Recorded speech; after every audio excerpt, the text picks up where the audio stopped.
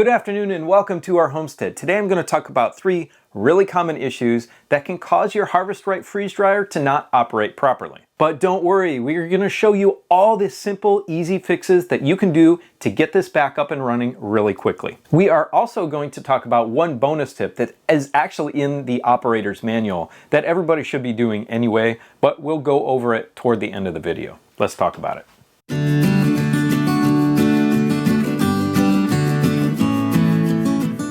The 3 most common points of failure are 1, the door seal, 2, the vacuum hose, and 3, the drain hose valve. Sometimes it just takes fixing one to get the whole thing up and running perfectly once again. That most common one is the drain valve. The drain valve that comes on the HarvestRight freeze dryers is not good. The quality on it is not great and it corrodes on the inside. And the ball joint on the inside of it just does not seal properly. So what we did, we went to the hardware store and got a really good brass ball valve. This is a 3/8 inch valve for the replacement. And we just got it at Home Depot. To put that valve back on, we do have some really high quality Teflon tape. Don't use the junk tape that you can find anywhere. This is the really good stuff that plumbers use. Also, you can use pipe dope.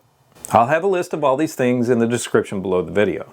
When you're putting your Teflon tape on your threads, this is the drain hose that I'm going to put in the end of our new valve. Make sure you don't get it down onto the first 2 threads. Make sure when you're wrapping this around your threads that you go clockwise. You should not need more than 4 turns of your Teflon tape.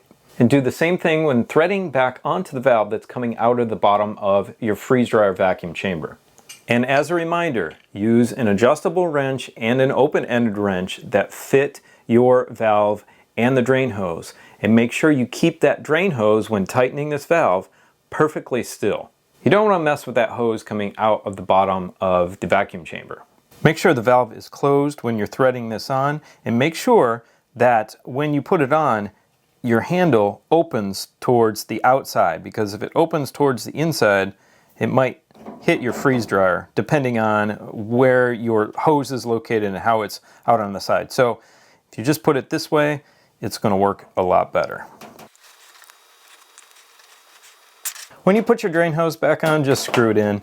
It doesn't have to be perfectly sealed with the Teflon tape at all, because there's no vacuum that's coming up or being sealed off. So it's just basically keeping it from dripping. Just make sure, obviously, everything's pointing down when you're done. That next point of failure is here between the door and the seal. And that one is super easy. All you're going to need is an 11mm wrench and an Allen key. With the door, you want to close it once and then all the way and lock it. And I don't know if you can see this on camera, but there is a line around that seal. And if you don't see that line in a certain area, then that means the door seal is not against the door properly. All right, let's see if I can get this without a reflection. You can see that the door is sealed, but right here, it looks like it's missing a little bit. You follow this line up and around, it looks like it's sealed very good, especially up here at the top. It's a nice wide line that you see. But as we come around the bottom of the door, it looks like it gets really thin and potentially is missing right there. So to fix this, you want to loosen the nut that's on the back of this bolt right here. You're just going to loosen it up really slightly, okay? Then with your Allen key, you are going to adjust the door in a little bit until you see the line on that seal all the way around the door. Keep in mind that door needs to be locked and closed while doing this, or you're not going to see that line. Once you see that line form on the seal, retighten your nut. The other common point of failure, of course, is the vacuum hose. This is the hose that goes from your freeze drying unit to your vacuum pump. This hose has served us well over 60 cycles, but is starting to fail. And there's a reason for that. This is not the best hose for this application. And let me tell you why. Inside the hose attachment end, you can see here, there's a little black ring. That is a rubber O-ring, and that is what fails most of the time. And the reason is because that O-ring sits on this flare fitting right here, and this connects into your freeze dryer. There's also a flare fitting on the top of your vacuum pump, and you can see it right here. If you're having a leak at the fitting at your vacuum pump, the absolute most expensive way is to buy this. This is called Nylog. If you haven't seen my videos on putting in our mini split air conditioners, this is what you use on the fittings. But those fittings are usually flared on both ends, so they fit together, and this Nylog seals that point. This will help a lot with getting that O-ring to seal well around that flare fitting. I'm going to show you another upgrade that you can do to your HarvestRight freeze dryer that will let you not have to worry about this hose ever again. And that is getting this new hose.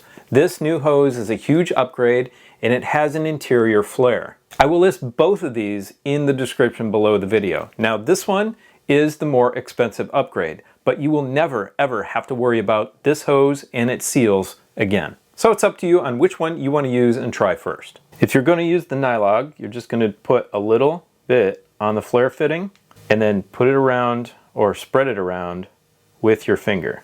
That's it.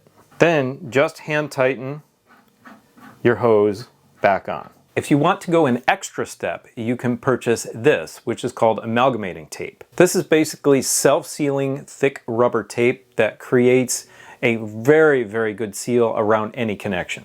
This only goes on the outside of each connection after you've done the other steps that I talked about. This will be in the description below the video as well. 9.5 times out of 10, it's going to be your ball valve that is on your drain hose, and that's what you need to focus on first. I think those valves are maybe around $8. Then look at your door seal too, and lastly, look at your vacuum hose coming from your vacuum pump. Now the other bonus tip I want to mention is simple.